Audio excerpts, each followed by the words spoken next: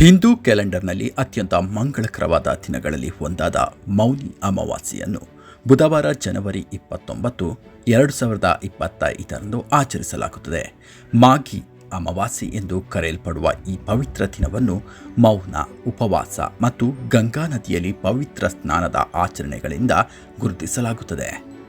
ಇದು ಆಳವಾದ ಆಧ್ಯಾತ್ಮಿಕ ಮಹತ್ವವನ್ನು ಹೊಂದಿದೆ ಮತ್ತು ದೈವಿಕ ಆಶೀರ್ವಾದ ಮತ್ತು ಶುದ್ಧೀಕರಣವನ್ನು ಕೋರಿ ಲಕ್ಷಾಂತರ ಭಕ್ತರನ್ನು ಆಕರ್ಷಿಸುತ್ತದೆ. ಮೌನಿ ಅಮಾವಾಸ್ಯೆಯ ಮಹತ್ವ. ಹಿಂದೂ ಧರ್ಮದಲ್ಲಿ ಮೌನವನ್ನು ಅಭ್ಯಾಸ ಮಾಡುವುದು ಆಧ್ಯಾತ್ಮಿಕ ಶಿಸ್ತಿನ ಅವಿಭಾಜ್ಯ ಅಂಗವಾಗಿದೆ. ಮೌನಿ ಎಂಬ ಪದವು ಮತ್ತೊಂದು ಹಿಂದಿ ಪದ ಮುನಿಯಿಂದ ಬಂದಿದೆ, ಅಂದರೆ ಸನ್ಯಾಸಿ, ಮೌನವನ್ನು ಅಭ್ಯಾಸ ಮಾಡುವ ವ್ಯಕ್ತಿ. ಆದ್ದರಿಂದ ಮೌನ ಪದವು ಸೂಕ್ತವಾಗಿ ಸ್ವಯಂ ಏಕತೆಯನ್ನು ಸಾಧಿಸುವುದನ್ನು ಸಂಕೇತಿಸುತ್ತದೆ. ಪ್ರಾಚೀನ ಕಾಲದಲ್ಲಿ ಹೆಸರಾಂತ ಹಿಂದೂ ಗುರು ಆದಿಶಂಕರಾಚಾರ್ಯರು ಸ್ವತಃ ಮೌನವನ್ನು ಸಂತರ 3 ಪ್ರಮುಖ ಲಕ್ಷಣಗಳಲ್ಲಿ ಒಂದಾಗಿದೆ ಎಂದು ಹೇಳಿದ್ದಾರೆ. ಆಧುನಿಕ ಕಾಲದಲ್ಲಿ ಹಿಂದೂ ಗುರು ರಮಣ ಮಹರ್ಷಿ ಆಧ್ಯಾತ್ಮಿಕ ಸಾಧನೆಗಾಗಿ ಮೌನ ಅಭ್ಯಾಸವನ್ನು ಪ್ರಚಾರ ಮಾಡಿದರು. ಮೌನವು ಆಲೋಚನೆ ಮತ್ತು ಮಾತಿಗಿಂತ ಹೆಚ್ಚು ಶಕ್ತಿಯುತವಾಗಿದೆ ಮತ್ತು ಅದು ವ್ಯಕ್ತಿಯನ್ನು ತನ್ನೊಂದಿಗೆ ಒಂದುಗೂಡಿಸುತ್ತದೆ. ಚಂಚಲ ಮನಸ್ಸನ್ನು ಶಾಂತಗೊಳಿಸಲು ವ್ಯಕ್ತಿಯು ಮೌನಿ ಅಮಾವಾಸ್ಯೆಯನ್ನು ಆಚರಿಸಬೇಕು. ಪವಿತ್ರ ನೀರಿನಲ್ಲಿ ಸ್ನಾನ ಮಾಡುವ ಅಭ್ಯಾಸವು ಹಿಂದೂ ಅನುಯಾಯಿಗಳಿಗೆ ಬಹಳ ಮಹತ್ವದಾಗಿದೆ. ಹಿಂದೂ ಧರ್ಮ ಗ್ರಂಥಗಳ ಪ್ರಕಾರ ಮೌನಿ ಅಮಾವಾಸ್ಯೆಯಂದು ಪವಿತ್ರವಾದ ಗಂಗಾ ನದಿಯಲ್ಲಿನ ನೀರು ಅಮೃತವಾಗುತ್ತದೆ ಎಂದು ನಂಬಲಾಗಿದೆ. ಆದ್ದರಿಂದ ಈ ದಿನ ದೂರಗಳಿಂದ ಬರುವ ಭಕ್ತರು ಪವಿತ್ರ ಗಂಗಾ ನದಿಯಲ್ಲಿ ಸ್ನಾನ ಮಾಡುತ್ತಾರೆ. ಇಷ್ಟು ಮಾತ್ರವಲ್ಲದೆ ಪೌಷ ಪೂರ್ಣಿಮೆಯಿಂದ ಮಘ ಪೂರ್ಣಿಮೆವರೆಗಿನ ಮಾಘ ಮಾಸದ ಸಂಪೂರ್ಣ ಸ್ನಾನದ ಆಚರಣೆಗೆ ಸೂಕ್ತವಾಗಿದೆ. ಆದರೆ ಮೌನಿ ಅಮಾವಾಸ್ಯೆಯ ದಿನವು ಅತ್ಯಂತ ಮಹತ್ವದಾಗಿದೆ. ಮಾಘದ ಸಂಗಮದಲ್ಲಿ ಸ್ನಾನ ಮಾಡುವ ಪ್ರಾಮುಖ್ಯತೆ. ಪುರಾಣಗಳ ಪ್ರಕಾರ ದೇವತೆಗಳು ಮತ್ತು ರಾಕ್ಷಸರು ಸಮುದ್ರ ಮಂಥನ ಮಾಡಿದಾಗ ಅಮೃತವು ಅದರಿಂದ ಹೊರಬರುತ್ತೆ. ಅಮೃತ ಕಲಶವನ್ನು ಕಸಿದುಕೊಳ್ಳುವಾಗ ಪ್ರಯಾಗ್ರಾಜ್ ಸಂಗಮದಲ್ಲಿ ಕೆಲವು ಅಮೃತದ ಹನಿಗಳು ಬೀಳುತ್ತವೆ. ಈ ಕಾರಣದಿಂದಾಗಿ ನೀರು ಅಮೃತದಂತೆ ಫಲವತ್ತಾಗುತ್ತೆ. ಅಂತಹ ನೀರಿನಲ್ಲಿ ಅಲ್ಲಿ ಸ್ನಾನ ಮಾಡುವುದರಿಂದ ವ್ಯಕ್ತಿಯ ಪಾಪಗಳು ನಾಶವಾಗುತ್ತವೆ ಮತ್ತು ಅವರು ತಮ್ಮ ಜೀವನದುದ್ದಕ್ಕೂ ಮೋಕ್ಷವನ್ನು ಪಡೆಯುತ್ತಾರೆ ಎಂಬ ಮಾತಿದೆ. ಹಿಂದೂ ಧರ್ಮದಲ್ಲಿ ಮೌನಿ ಅಮಾವಾಸ್ಯೆಯ ದಿನವು ಪಿತೃದೋಷವನ್ನು ನಿವಾರಿಸಲು ಸಹ ಸೂಕ್ತವಾಗಿದೆ. ಜನರು ಕ್ಷಮೆಯನ್ನು ಪಡೆಯಲು ಮತ್ತು ಅವರ ಆಶೀರ್ವಾದವನ್ನು ಪಡೆಯಲು ತಮ್ಮ ಪಿತೃರು ಅಥವಾ ಪೂರ್ವಜರಿಗೆ ತರ್ಪಣ ಅರ್ಪಿಸುತ್ತಾರೆ. ಈ ದಿನ ಜನರು ನಾಯಿ, ಕಾಗೆ, ಹಸು ಮತ್ತು ಕುಷ್ಠರೋಗಿಗೆ ಆಹಾರವನ್ನು ನೀಡುತ್ತಾರೆ. ದಾನವನ್ನು ನೀಡುವುದು ದಿನದ ಮತ್ತೊಂದು ಪ್ರಮುಖ ಆಚರಣೆಯಾಗಿದೆ. ಹಿಂದೂ ಕ್ಯಾಲೆಂಡರ್ನಲ್ಲಿ ಮಾಘ ಒಂದು ಪ್ರಮುಖ ತಿಂಗಳು. ಈ ದಿನದಂದು ಜನರು ಬಡವರು ಮತ್ತು ನಿರ್ಗತರಿಗೆ ಆಹಾರ, ಬಟ್ಟೆ ಮತ್ತು ಇತರ ಅಗತ್ಯ ವಸ್ತುಗಳನ್ನು ದಾನ ಮಾಡುತ್ತಾರೆ. ಶನಿದೇವರಿಗೆ ಎಳ್ಳು ಎಣ್ಣೆಯನ್ನು ಅರ್ಪಿಸುವ ಆಚರಣೆಯೂ ಇದೆ. ಮೌನಿ ಅಮಾವಾಸ್ಯೆಯ ಆಚರಣೆಗಳು. ಗಂಗಾ ನದಿಯಲ್ಲಿ ಪವಿತ್ರ ಸ್ನಾನ. ಮೌನಿ ಅಮಾವಾಸ್ಯೆಯ ಕೇಂದ್ರ ಆಚರಣೆಯು ಪವಿತ್ರ ಸ್ನಾನವಾಗಿದೆ.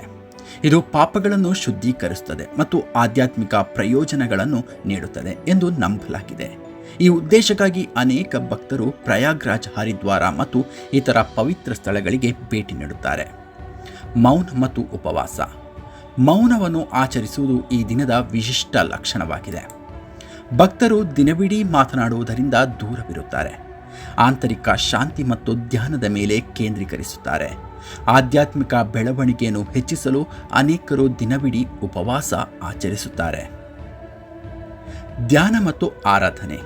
ದೇವತೆಗಳ ಆಶೀರ್ವಾದ ಪಡೆಯಲು ಭಕ್ತರು ಪ್ರಾರ್ಥನೆ, ಮಂತ್ರಪಠಣ ಮತ್ತು ಧ್ಯಾನದಲ್ಲಿ ತೊಡಗುತ್ತಾರೆ. ಭಗವಾನ್ ವಿಷ್ಣು ಮತ್ತು ಸೂರ್ಯ ದೇವರನ್ನು ಪೂಜಿಸುವುದು ವಿಶೇಷವಾಗಿ ಮಹತ್ವದಾಗಿದೆ.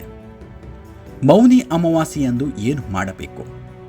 ಈ ದಿನ ವಿಶೇಷವಾಗಿ ಮೌನದ ಉಪವಾಸವನ್ನು ಜನರು ಆಚರಿಸುತ್ತಾರೆ.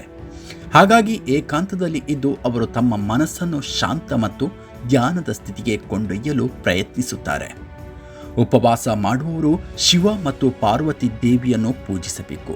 ಜೊತೆಗೆ ಶಿವನಿಗೆ ಬಿಲ್ವಪತ್ರೆ ಅರ್ಪಿಸಿ ರುದ್ರಾಭಿಷೇಕ ಮಾಡಬೇಕು.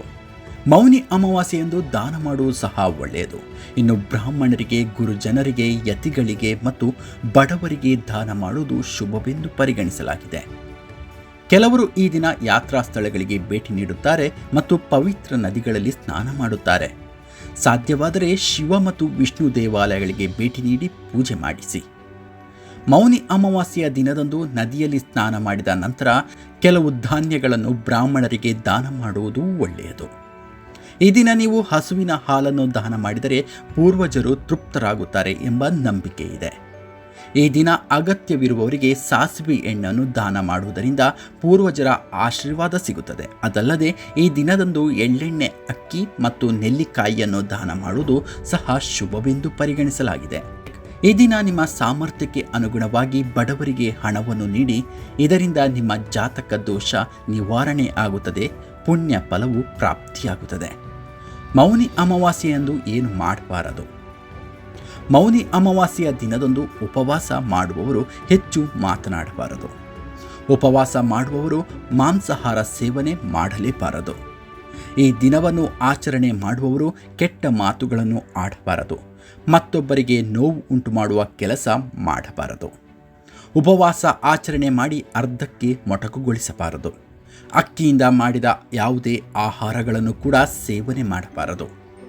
ಮೌನಿ ಅಮಾವಾಸ್ಯೆ 2025 ದಿನಾಂಕ ಮತ್ತು ಸಮಯ. ಮೌನಿ ಅಮಾವಾಸ್ಯೆ ಬುಧವಾರ ಜನವರಿ 29, 2025. ಅಮಾವಾಸ್ಯೆ ತಿಥಿ ಪ್ರಾರಂಭವಾಗುತ್ತದೆ ಜನವರಿ 28, 2025 ಸಮಯ 19:35. ಅಮಾವಾಸ್ಯೆ ತಿಥಿ ಮುಗಿಯುತ್ತದೆ ಜನವರಿ 29, 2025 ಸಮಯ 18:05.